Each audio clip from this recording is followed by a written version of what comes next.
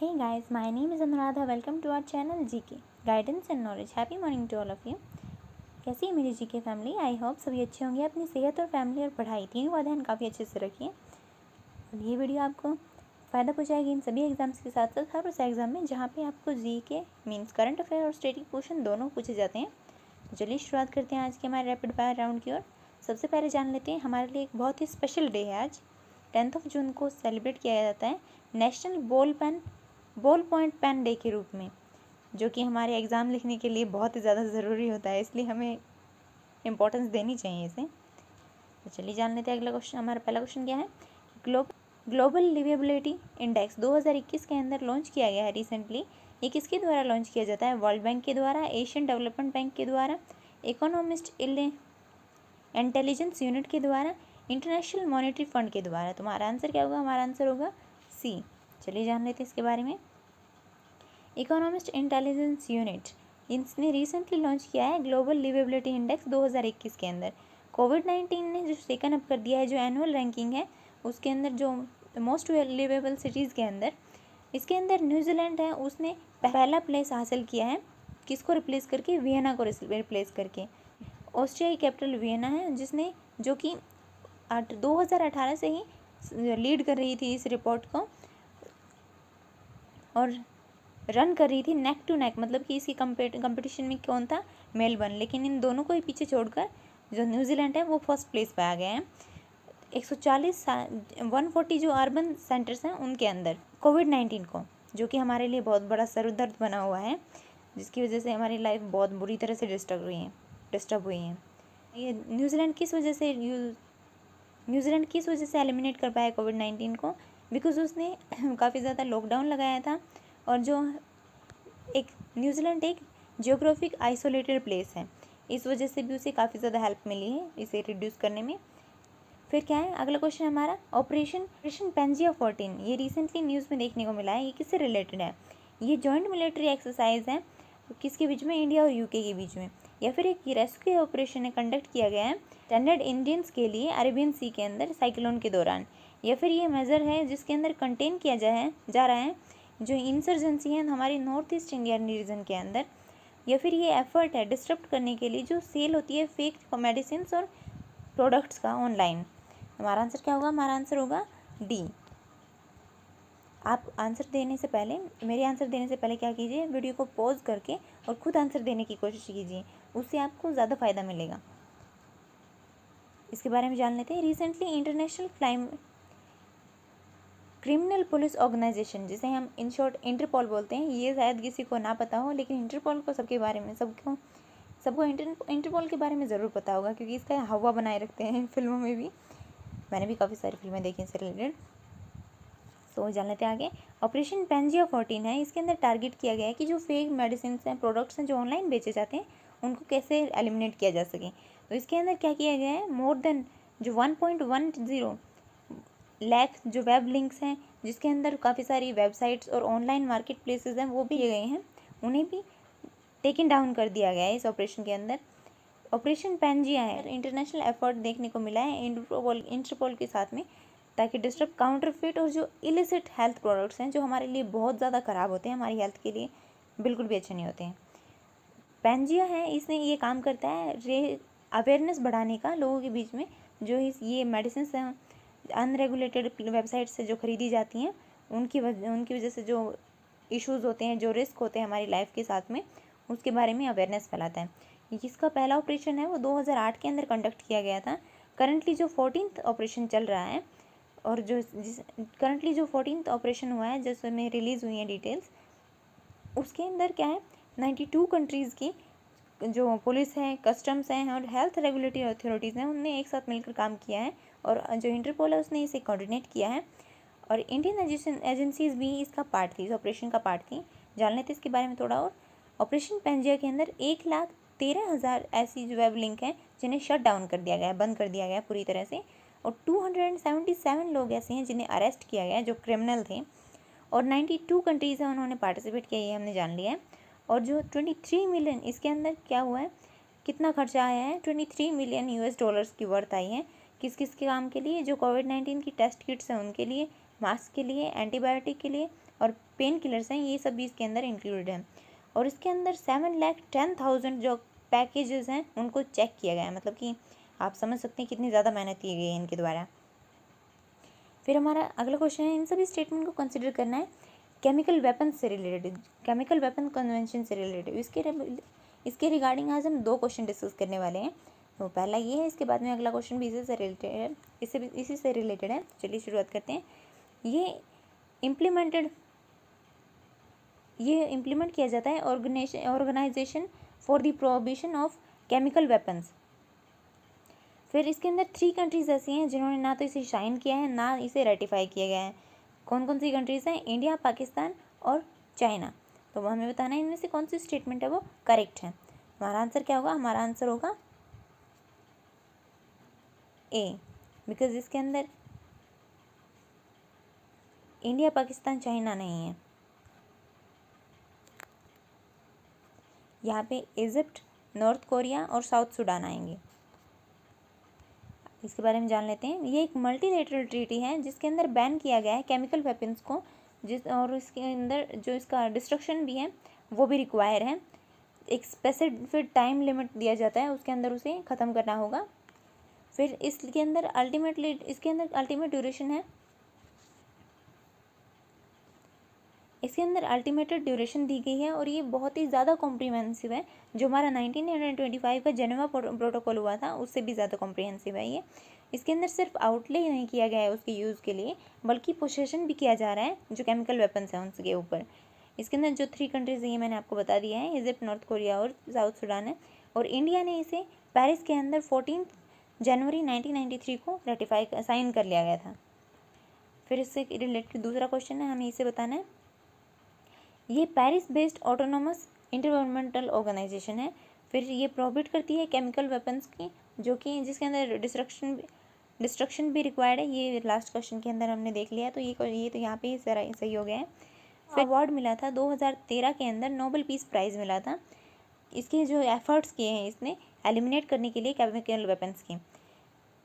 तो इस बार चाइना का बायो वेपन माना गया है कोविड-19 को काफ़ी सारी कंट्रीज़ के द्वारा। हालांकि ये अभी तक प्रूफ नहीं हुआ है, बिकॉज हमें कोई भी प्रूफ नहीं मिला है, WHO की टीम को भी कोई प्रूफ नहीं मिला है, लेकिन काफ़ी सारी बातें की जा रही हैं इसके बारे में। तो मे भी ये पॉसिबल हो सकता है कि वो एक बायो वेपन हो, लेकिन उसके बारे में क्या होगा क्या नहीं होगा ये फ्यूचर में पता चलेगा। तो चलिए हमारे क्वेश्चन के ऊपर वापस आते हैं। इनमें से कौन सी स्टेटमेंट करेक्ट है हमें ये बताना है। First and third, first and third, या फिर ये सभी के सभी। तो हमारा आंसर क्या होगा? हमारा आंसर होगा बी, बिकॉज ये पेरिस बेस्ड नहीं, ये हेग बेस्ड है, जो जहाँ पे हमारा इंटरनेशनल कोर्ट भी है। फिर इसके बारे में जान लेते हैं। इसने नोबेल प्राइज़ जीता था 2013 के अंदर। ये एफर्ट्स जो थे प्रोहिबिट करने के लिए केमिकल वेपन्स के लिए, उसके अंदर इन्होंने काफ़ी ज़्यादा एफर्ट्स किए थे। फिर क्या है, ये हेग बेस्ड है, ये भी मैंने आपको बता दिया था, जो कि काम करती है जो यूनाइटेड नेशन का फ्रेमवर्क है जो 1997 के अंदर बनाया गया था, उसके अंदर ये, और इसका लोगो है। फिर अगला क्वेश्चन है, सुरक्षित हम सुरक्षित तुम, ये अभियान है, ये लॉन्च किया गया है ताकि प्रोवाइड की जा सके होम केयर सपोर्ट कोविड-19 पेशेंट्स को एस्पिरेशनल डिस्ट्रिक्ट्स के अंदर। ये किसके द्वारा लॉन्च किया गया है हमें ये बताना है। मिनिस्ट्री ऑफ रूरल डेवलपमेंट के द्वारा, ministry of health and family welfare के द्वारा, मिनिस्ट्री ऑफ आयुष के द्वारा, या फिर इनमें से कोई नहीं। तो हमारा आंसर क्या होगा? ये सरप्राइजिंग बात है कि ये इनमें से कोई नहीं है, बिकॉज ये नीति आयोग के द्वारा बनाई गई हैं। देख लेते इसके बारे में। रिसेंटली नीति आयोग ने और जो परिमल फाउंडेशन है उन दोनों ने मिलकर सुरक्षित हम सुरक्षित तुम अभियान को लॉन्च किया गया है 112 एस्पिरेशनल डिस्ट्रिक्ट्स के अंदर।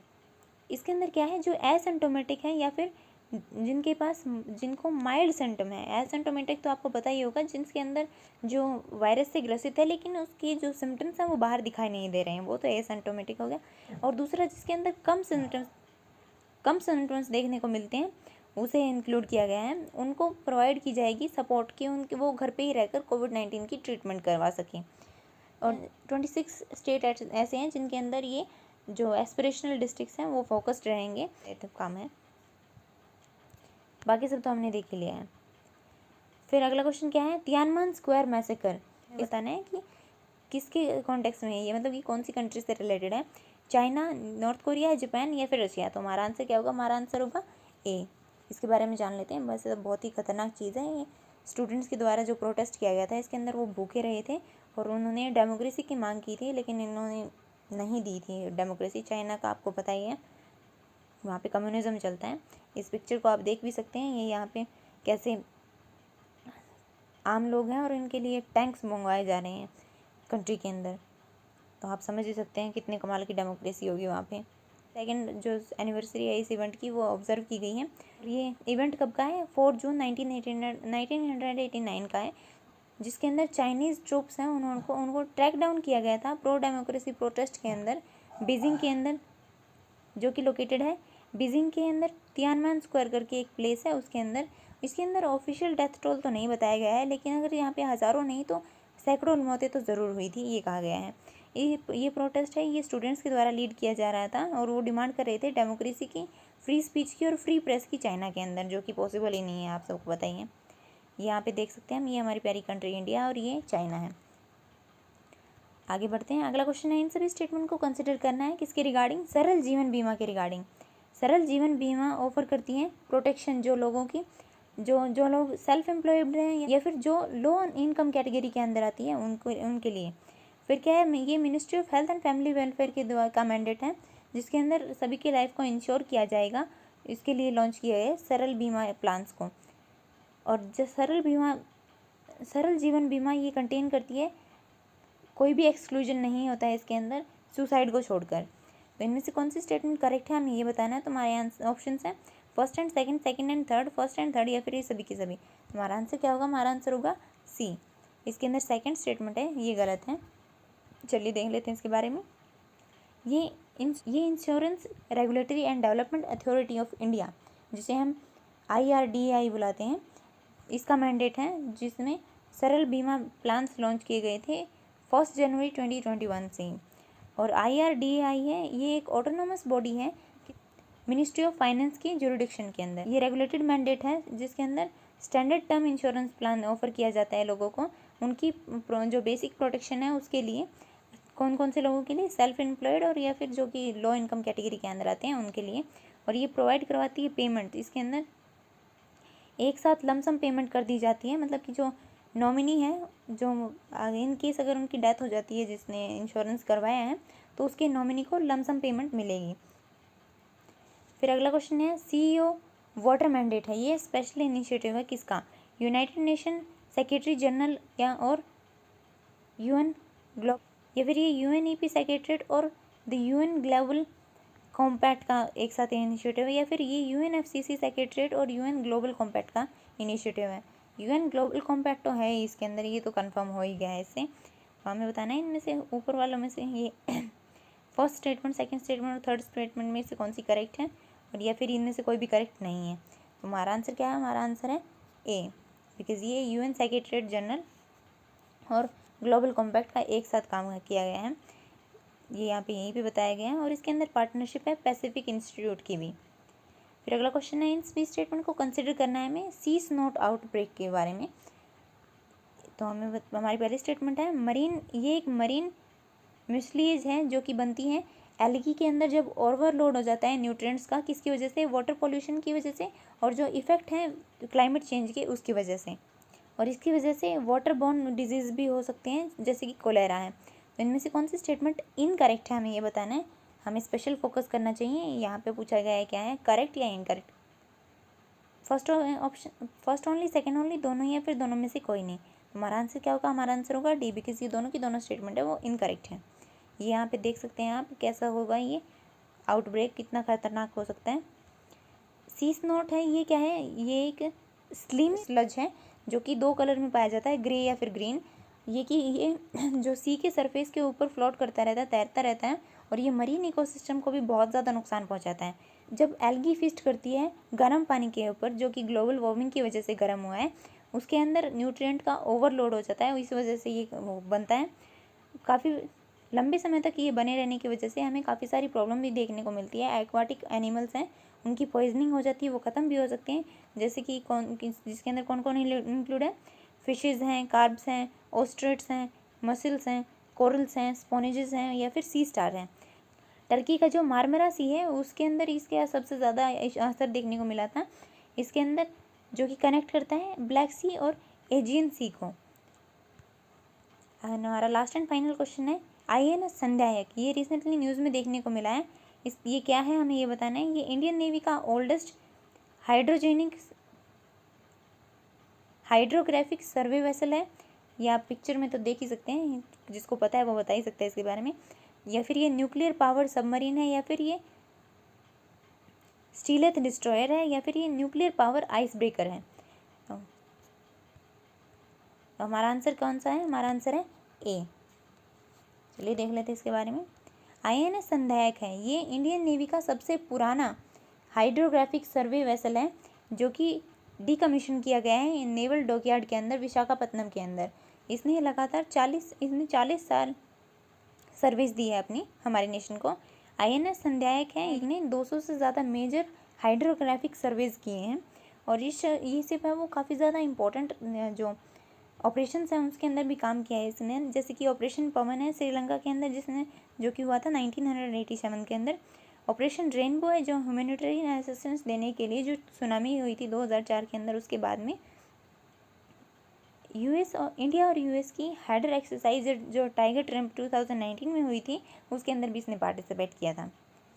सो this is for today. Thank you for listening. Don't forget to like, share, subscribe. Also provide your suggestions to improve. Jai Hind, जय भारत।